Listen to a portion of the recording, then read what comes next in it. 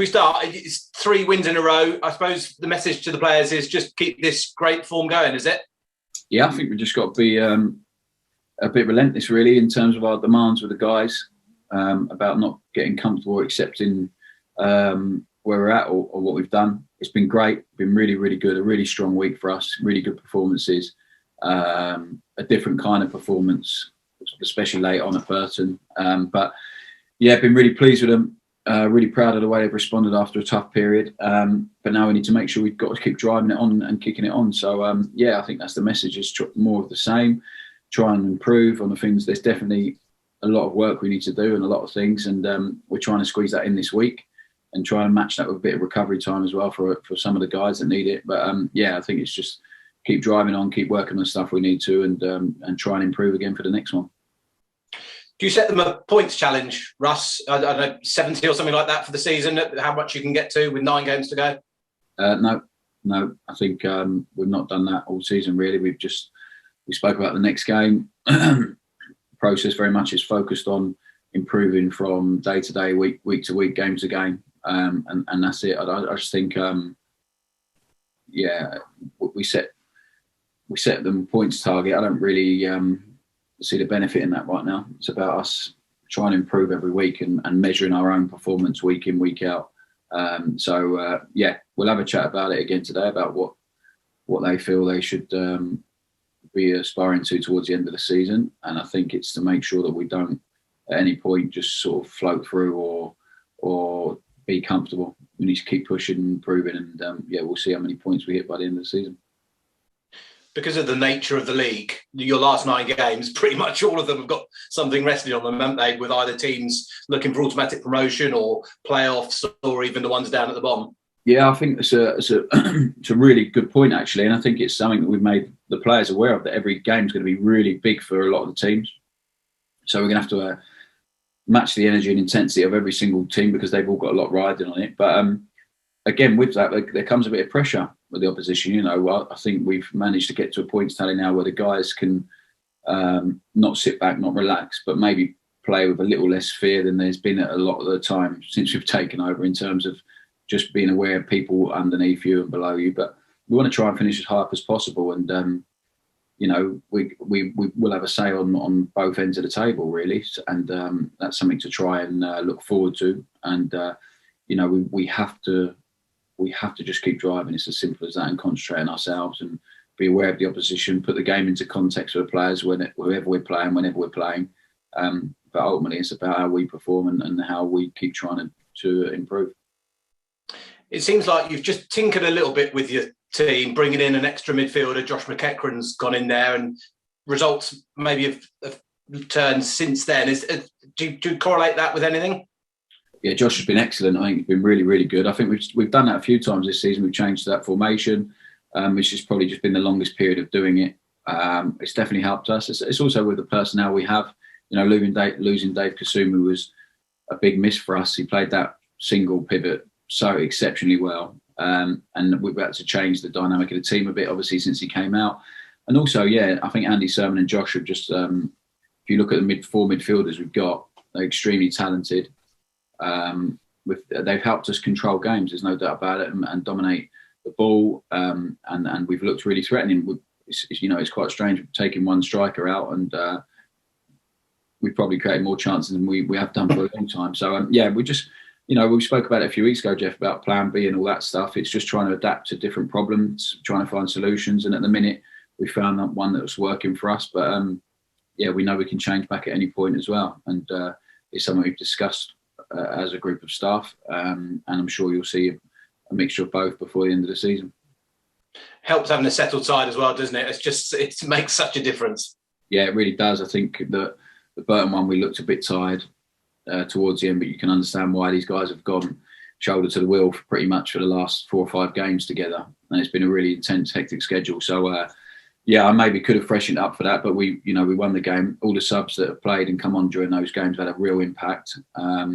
We had a free week. There's a lot of guys who are walking wounded, really, who are carrying knocks and niggles, and they've managed to get through it. So it's balancing rest with work with the guys and making sure every individual is catered for. But yeah, I'm sure they've done brilliantly. But I'm expecting there'll be some changes over the next few weeks because we have to make sure that guys are ready to play. Guys are still motivated and hungry and interested to perform, and we trust everyone. So the guys who have played have been outstanding, but at some point there's going to be chances and opportunities for other players as well. It's a funny one. 9 games to go. Does it feel like you almost don't want the season to end because you're still kind of developing this side? So, you know, and they've done so well that you probably want to carry it on, don't you? Yeah, it's. I think it's we've had so much change. It's the first time now, really. I spoke, you know, a few times about. Really feels like our squad with our group of players. They really buy into what we're doing. I think they're improving all the time. They're really growing together. So yeah, it might stop at the wrong time for us. But I think by the time it does stop in 6-7 weeks' time, I'm pretty sure we'll all be welcoming a break as well because it's been pretty hectic and intense. Yeah, it's going to be a tough 6-7 weeks, and we need to try and enjoy it as much as we have done over the last however long. And I want to finish really strongly. I want us to finish strongly with momentum, building into next season, and then we've all got something to look forward to. What's the news with Cameron Jerome as far as next season's concerned, Russell? The news with Cammy is he knows that we want him to stay. I think he just wants to sit down. He doesn't. You know, his family are living quite a way away. He has to travel up and down. He's been fantastic signing for us, and I'm so pleased. I know there was a lot of scepticism and cynicism when he signed because people hadn't seen him for a couple of years, but I think he's shown how good he can be. That was highlighted by the fact, obviously, you know, Cardiff tabled a good bid in January. The fact he's got on with it and kept his head down and worked so hard for the team and scored a lot of goals since then tells you everything you need to know about the guy. I've been delighted with Cammy, what he's brought us on and off the pitch, just that confidence, that real belief in what we're doing. We've been really grateful to have him this year, and hopefully we can keep him beyond this year, and we will be trying, there's no doubt about it, but I can't promise anything at the moment. And me and Cammy will have a sit down at the end of the season, have a really honest chat. And we speak all the time, but we'll have a really honest chat about where we're at. I think he loves it here. He's really enjoyed it.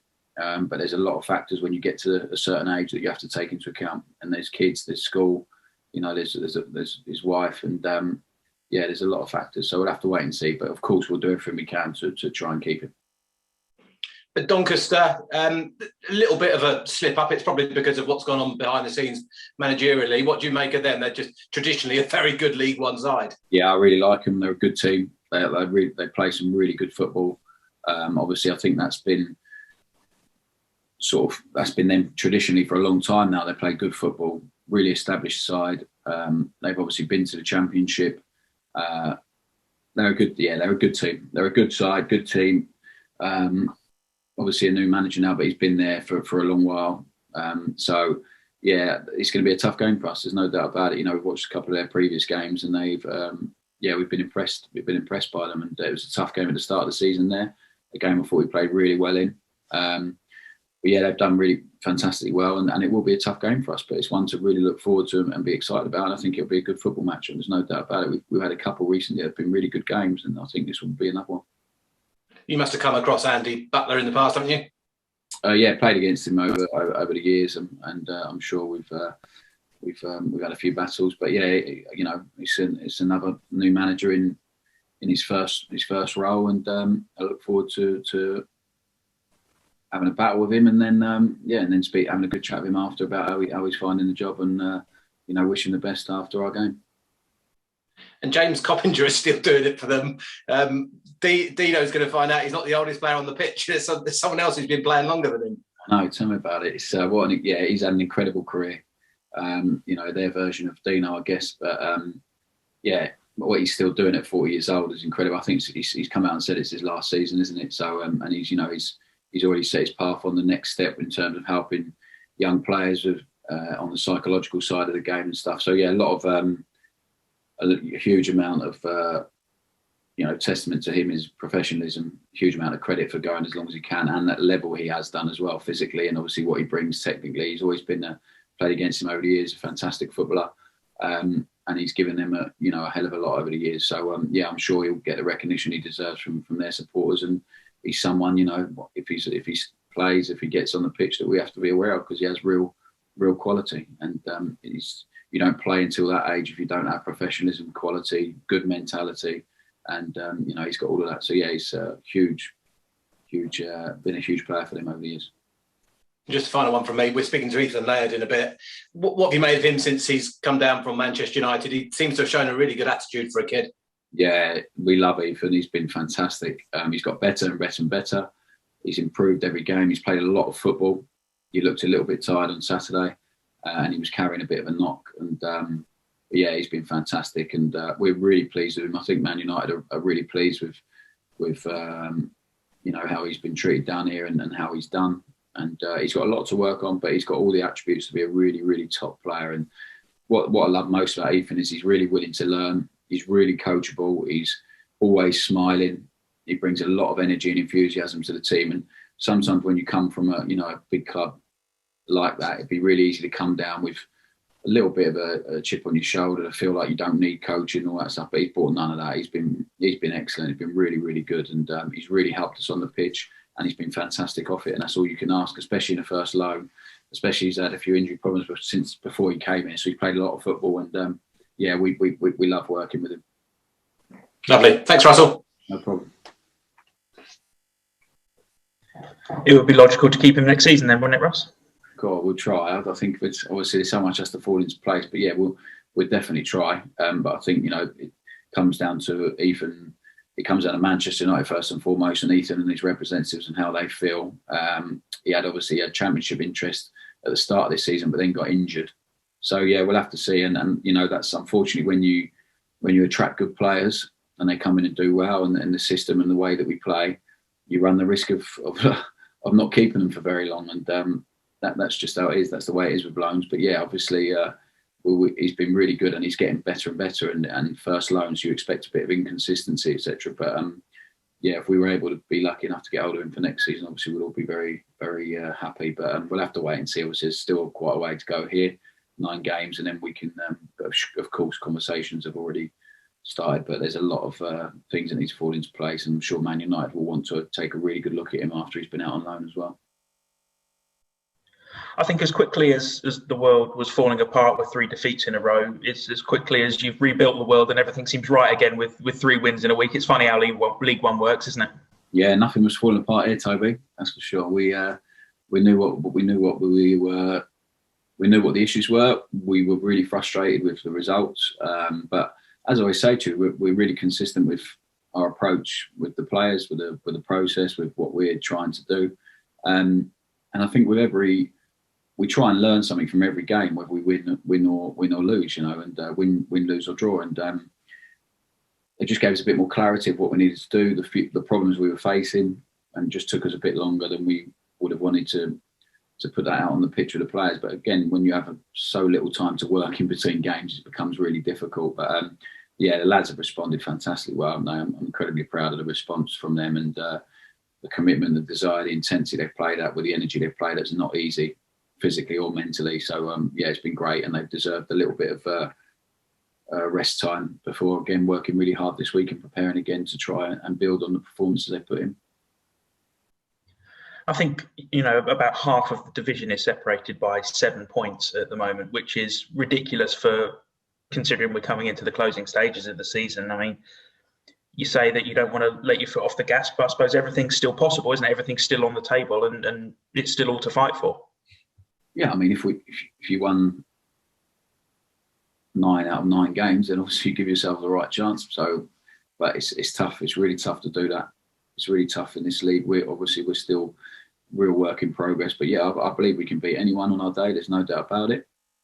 So that's why the approach now has to be, we have to try and win as many games as possible. I know that's obviously the obvious thing to say, but it is. But we are trying to prepare the team to keep improving, to keep growing together, but also we're trying to prepare and learn for next season about the problems we're going to face, about what we need for next season to come and help these guys, about what we need to do to sharpen up our process in terms of training, in terms of work, where we can, if we're going to have new players again this summer, how we can get them as quickly as possible to where we need to get them to, where the rest of the guys have had a lot of experience with it now. So yeah, all of that, we're really trying to plot and plan and make sure that we finish really strongly to convince our players as well that this is the way to go, and to convince some of them that if there is interest in some of our players, that actually they're better off to stay here because we finished really strongly and we're trying to build for next season. And that's the truth of the matter. We've talked a lot about, I suppose, the change in personnel at your squad. I'd make it 3 players who played in the Doncaster game at the start of the season, kicked a ball for you on Saturday against Burton. That's a massive turnaround, isn't it, considering you used, 16 players at the weekend? Yeah, I think it's not normal. I think obviously it's been heightened by what's gone on, the pandemic and stuff. But I always knew it was going to be a season of change and transition.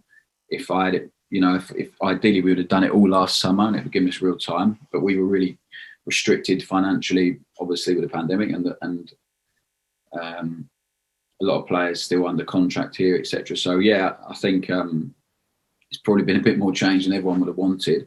But I think the way everyone's coped with it and embraced it has been brilliant, really, including the supporters, because it has been so much change and it's not normal. But we needed it. I said that to you, Toby. The club needed to change. It needed to feel different culturally, performance-wise, in terms of every day, the environment. And it does. It feels so different now. And we're really proud of what we have here and what we have to keep trying to improve that. But it's come a long way.